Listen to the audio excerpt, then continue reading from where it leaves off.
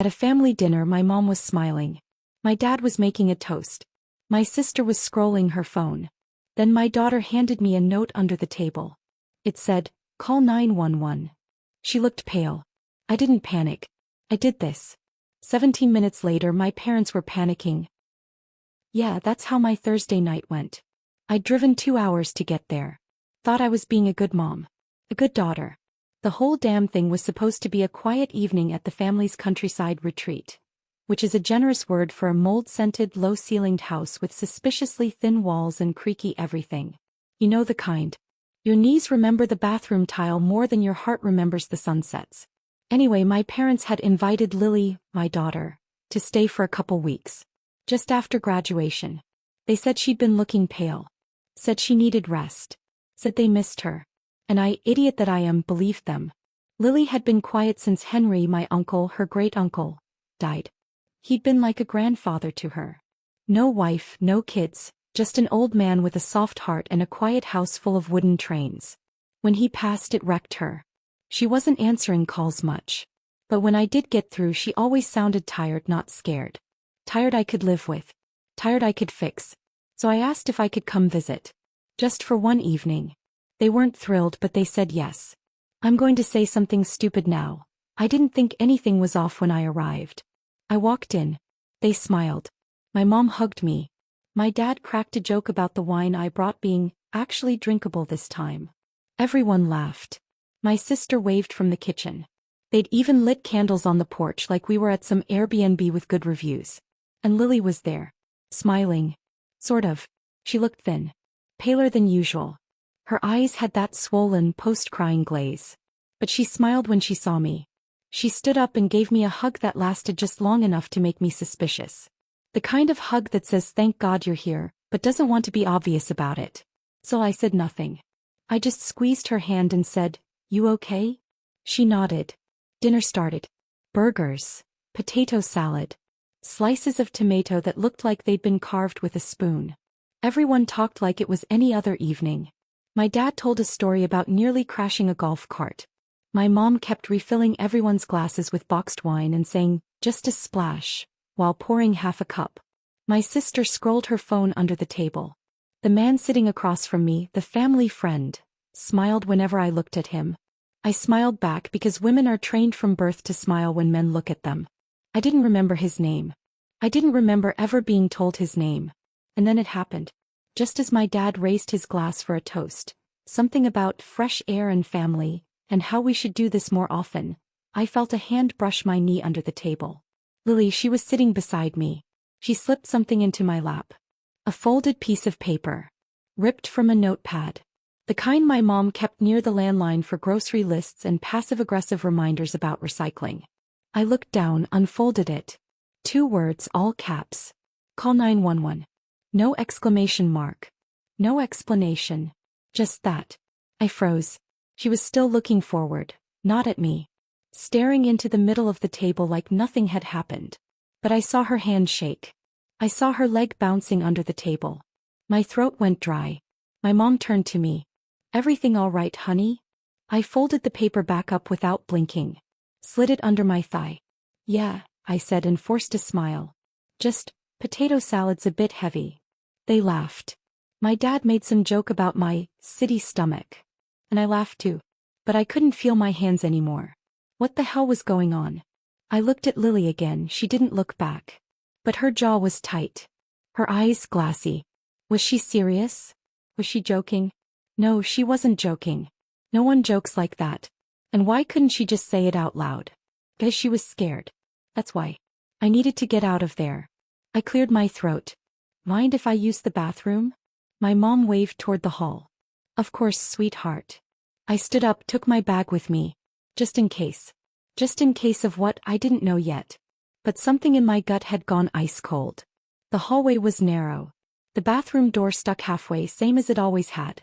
I locked it behind me and sat down on the closed toilet lid like I might throw up. I pulled out my phone. My hand was shaking so badly it took 3 tries to unlock the screen. I didn't call my husband. Didn't text a friend. I went straight to 911. The dispatcher picked up in under 5 seconds. "Emergency services.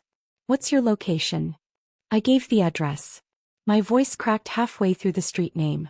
I don't know what's happening, I whispered. My daughter gave me a note under the table. It said call 911. She looked scared. She's staying here with my parents. I'm just visiting. I don't know what's wrong, but I think she's in danger. Please. The dispatcher asked a few questions. Name. How many people were in the house? Was anyone hurt? I don't know, I said again. But I think I don't know. I think she's been trying to tell me something. She looks like she's been crying for days. Something's not right. They promised someone was already on the way. I hung up, sat still, tried to breathe. Because now I had a new problem. I had to go back out there. Sit down at that table. With the people who were either completely innocent, or something else entirely. That I was paranoid. Or my daughter had just slipped me the most terrifying message of her life. And now I had to wait. I don't remember unlocking the bathroom door. Or walking back to the dinner table. Or how I managed to sit down without passing out. I do remember the glass of wine still in my hand though.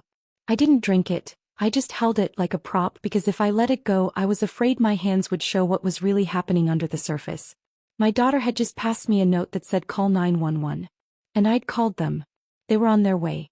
But now I was stuck at this table with 4 people smiling and passing salad like this wasn't a horror movie in slow motion. One of those old family dinners that starts with a toast and ends with someone bleeding on the tablecloth.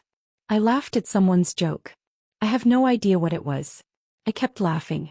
Nodding, smiling, because that's what women do when they're afraid. That's what daughters do when their parents are looking directly at them and saying nothing's wrong. That's what mothers do when their child is in danger, but they don't know how, or from whom. And somewhere between the fake laughter and the buzzing in my ears, my brain did what it always does when I'm on the edge. It went backwards. Because this wasn't new. Not really. I've spent my whole life coming to that place. The one we're sitting in now. The one that smells like mildew and wood polish and burned coffee. My parents bought it when I was 4. My sister was barely out of diapers. I still remember the sunburn I got the first summer we spent here and the way my mom blamed me for not applying the lotion properly, like I had failed at sunscreen. She said it gently though. She always said things gently. They weren't the kind of parents who screamed. That would have been too obvious. They were colder than that. Polite, distant, formal, almost. If you asked them they'd say they did everything right. We had food. We had clothes. They came to our school plays and clapped and smiled. My mom even packed our lunches. No crusts, color-coded containers, handwritten notes folded in half like mini contracts. Be kind. Make good choices. Love Mom. What no one saw was the silence behind the door when we came home. The way affection only arrived when my sister walked into the room.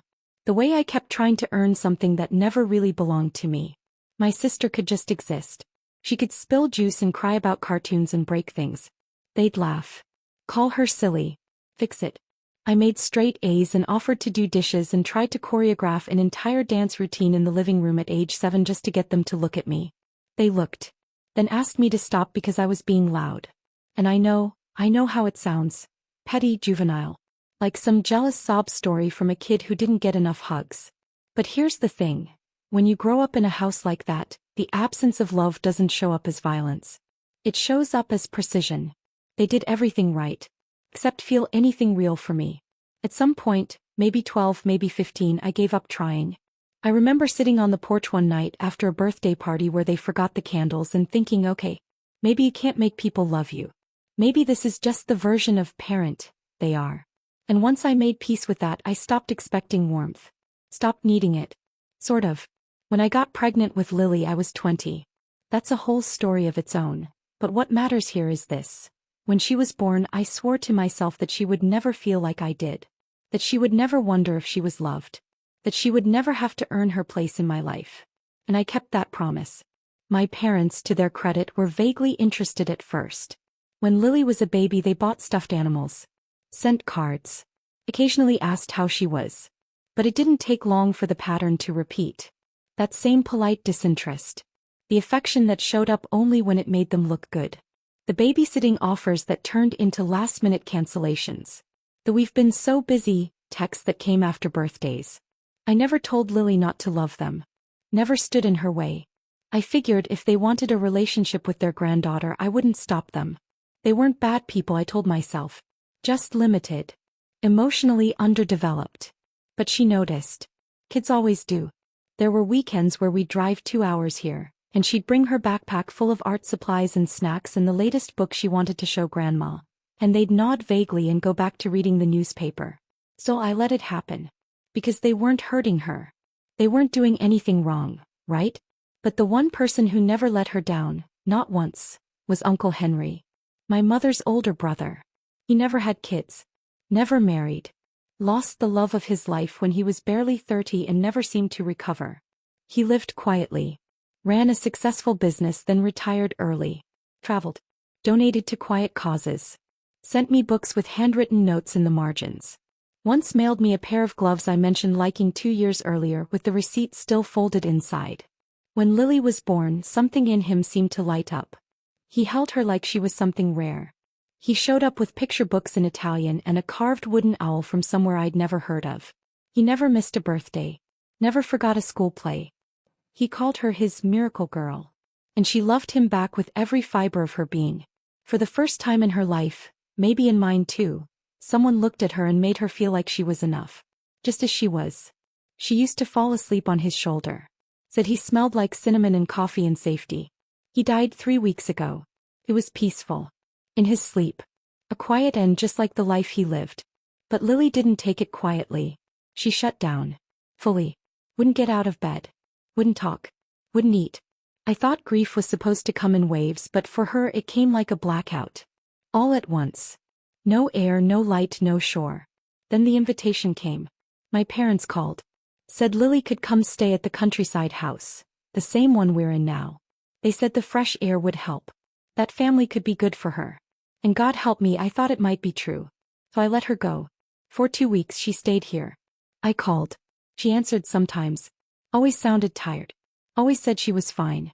And I believed her. Until tonight. Until the smile that didn't quite reach her eyes. Until the silence in her shoulders. Until the note in my hand with 2 words. Call 911. The knock came 15 minutes after I made the call. I was back at the table by then, sitting on a thin cushion over a chair that might as well have been made of needles. My stomach was cramping so hard I'd convinced myself I had appendicitis. Or maybe divine punishment for trusting people who wear cardigans in summer. When the knock came I froze. Everyone else did too. My dad paused mid-sentence. My mom tilted her head, wine glass halfway to her lips. My sister looked toward the door like she wasn't sure if it was real. Lily didn't move. She didn't even blink. I stood. I'll get it, I said like we hadn't all heard the sound of authority on the porch. The man, the friend of the family, the one I hadn't been formally introduced to, stood up too. Just a little. A half rise like he wasn't sure if he should be involved or just watch. I was already walking. I opened the door. 2 officers. 1 male, 1 female. No smiles. Radios on their shoulders, still hissing faintly. Ma'am, said the male officer. We got a call from this residence? I called, I said, voice too high. I swallowed.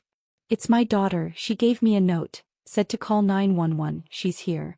Something's wrong, she won't say it out loud, but something's not right. They nodded. No questions. No raised eyebrows. Just efficient, practiced motion. The female officer asked if she could speak to Lily alone. I stepped aside and pointed. She's at the table. The male officer asked to speak to me out front. I followed him, shutting the door behind me like it might hold in the dread flooding my chest. And then I waited. They were inside for 7 minutes. I know because I checked my phone exactly 12 times. I didn't move, couldn't. I just stood on the porch, watching the shadow of the breeze ripple through the dying roses in the garden. I thought about Uncle Henry, about the note, about how my mom smiled too quickly and how the tea always came in the same chipped mug, the one Lily never drank all the way down. When the door opened again I turned.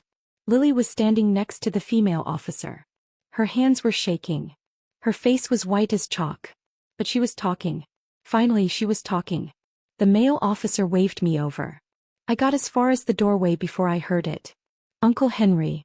He left everything to me. But they didn't tell me, Lily said. Her voice wasn't loud, but it was clear. They just said I needed rest. That I was grieving. And then they started trying to get me to sign things. I blinked. What kind of things? The female officer asked. I don't know. Papers. A release of responsibility. That's what they called it. But it had my name on it. And the lawyer, that man, she pointed. He was supposed to be Uncle Henry's lawyer, but he never called me. Just them. He came here.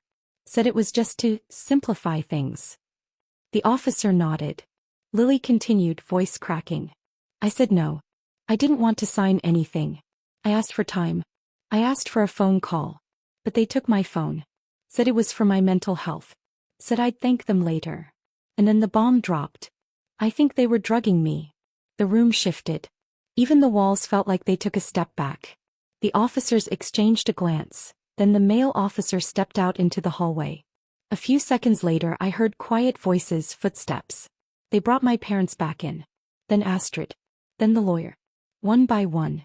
Now everyone was in the room again and no one was smiling. My mom stood. This is ridiculous. She's been grieving, my dad added, holding up his hands like a preacher. You have to understand, we were trying to help. She's paranoid, my sister said. She hasn't been well since the funeral. The lawyer didn't speak. The female officer said, we'll need to search the property. My mom laughed. It sounded like glass cracking. You can't be serious. Based on what? Her imagination. We have a report. And now we have a statement. We have probable cause. The officers asked everyone to stay put. Backup was called. I watched it all from the doorway like I wasn't part of it. Like I was someone else, watching a documentary about a family that had turned itself inside out. They searched the kitchen first. It took 15 minutes. When they returned, the officer was holding a plastic bag.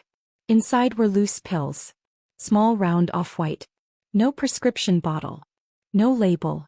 Just tucked away in a kitchen drawer under a stack of coupon clippings. The male officer radioed for field testing. Then they moved to the guest bedroom. The lawyer's room.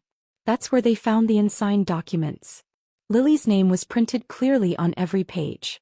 Beneficiary. Release of claim. Estate forfeiture. All of it typed, stapled clean. All of it ready. Except for her signature. That part was still blank. And then the basement. I'd never even been down there. My parents always said it was for storage. Turns out storage meant a finished room with a bed, a side table and a stack of folded blankets. It was clean. Almost cozy if you didn't look too hard. But then there was the bolt on the outside of the door.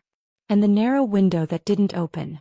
And the fact that Lily's things were there. Her jacket, a pair of socks, a half-finished notebook, her necklace. The one Uncle Henry gave her for her 16th birthday. Placed neatly on the table like she was meant to settle in. Except one thing was missing. Her phone. That's what they found upstairs, locked in a cabinet in the laundry room. Alongside her wallet. Confiscated for her peace of mind, my mother had said. I didn't cry. Not then. I think I was too shocked to cry. The officers didn't ask for explanations after that. They didn't need to. The man, the lawyer, was taken out first. Hands cuffed behind his back, face unreadable. My parents followed. My sister last. They didn't look at me. Not once. I stayed with Lily. I didn't let her go. Not for a second. When the ambulance came to check her vitals, I climbed in after her and sat beside her the whole time. She looked so small, curled up in that oversized hoodie. So tired. I brushed her hair back from her forehead and asked quietly, "Why didn't you tell me?" She didn't open her eyes. I didn't think you'd believe me. And that was the part that hurt the most. Because somewhere along the way my daughter had learned the same lesson I once had. When people act calm, polite, reasonable, the world is a little too slow to believe what happens behind closed doors. But this time someone did. If you've never had to hide your panic behind small talk while your daughter exposes a criminal conspiracy at a dinner table, 10 out of 10 would not recommend. But you know what's worse? When they get released. My parents. My sister. The lawyer. All out on bail pending trial. A non-violent offense, they called it. No confirmed harm. No prior convictions. Cooperative during arrest. Right. My daughter was drugged, isolated, and emotionally manipulated by her own family. But sure, let's treat them like they just forgot to return a library book. Lily didn't sleep for 3 nights. Every noise made her jump. She refused to be alone in a room even with the lights on. She kept asking if we were really safe now, if they'd show up again. Like this was all a misunderstanding that could be smoothed over with a casserole. I didn't tell her how real that risk was. But I started locking the doors. Every door. Every window. Even the bathroom. Because I know my family. And they don't like to lose. It happened on a Tuesday. I'd gone into the city for a few hours. A client meeting I couldn't reschedule. Lily insisted she was fine. She said she'd stay in, maybe read, maybe finally eat something. I almost didn't go. But of course I did. And of course they showed up. When I got home, Lily was sitting on the living room floor, knees tucked to her chest, phone in her lap, face pale. They came, she said. No preamble. No greeting. Just that. I froze. Who? She didn't look up. All of them. Grandma, Grandpa, Astrid. I dropped my bag and sat beside her. Are you okay? Did they touch you? Did they? They just talked. She opened her phone, went to her voice memos and hit play. I heard my mother's voice first. Syrupy sweet, like she was complimenting a neighbor's curtains. Lily, darling, we just want to clear the air. You've always been so sensitive, so poetic. You see things differently. That's not a crime, sweetheart. Then my father, colder. You don't understand how much pressure we were under. Your grandmother hasn't slept in weeks. Then Astrid, sharp and flat. It was never about hurting you. It was about fairness. That money, what would you even do with it? Then my mother again. It was always going to tear this family apart. Maybe if Henry had left it to someone more, well, mature. The recording ended there. My hand was shaking. I reported the visit immediately. The bail conditions were crystal clear. No contact. And they had shown up, uninvited, manipulative and smug enough to speak freely while Lily was recording the whole thing. Even the officer who took my statement looked pissed. That night I packed our bags. We moved out 2 days later. Not forever, just until court. I found a short-term rental in a quiet part of town, somewhere with thick walls and too many locks and a nosy elderly neighbor who stood by her window like it was her religion. Perfect. Lily didn't argue. She just stayed close. Still barely speaking. Still double-checking that the doors were locked. I filed for a no-contact order. It was granted in 24 hours. The charges were being finalized. The prosecution was building a case. And then came the interviews. The police separated them. First my dad. Then my mom. Then Astrid. Then the lawyer. One by one. And one by one they cracked. Classic tactic. Tell each suspect the others have already confessed. Give them a taste of panic. Watch them fold. My sister, the one who always bragged about her loyalty, was the first to turn. Said it was our mother's idea. That she just went along with it. My mom said it was the lawyer's idea. That she never touched the tea. That Lily was imagining the drugging. My dad claimed he didn't know anything was in the drinks. Said he thought the locked room was a safe space. The lawyer, bless him, broke completely. Emails. Payment records. Copies of the unsigned documents. Even a folder with printed drafts, including one labeled worst-case scenario script. I almost admired the preparation. Almost. The charges came quickly after that. My father was charged with false imprisonment, coercion, and administering controlled substances without consent.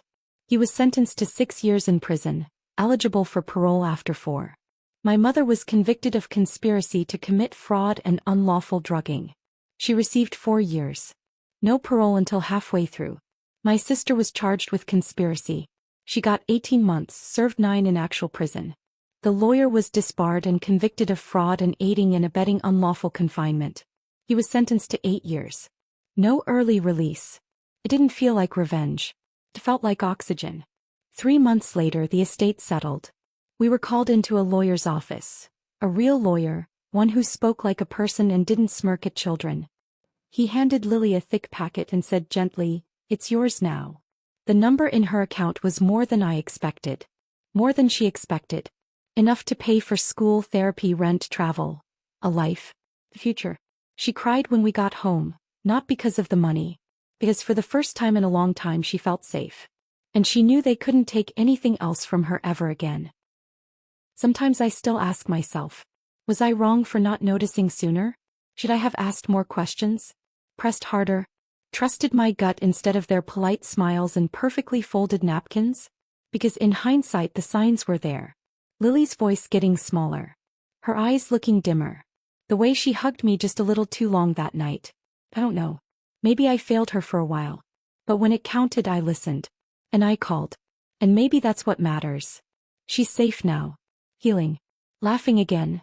The real kind, not the one you fake at dinner tables to keep the peace. Me. I've learned that love doesn't mean silence. And family doesn't mean forgiveness without change. So, was I wrong? Or did I do the right thing too late? Let me know in the comments. I really want to hear what you think. And if you want to hear more stories like this, hit subscribe.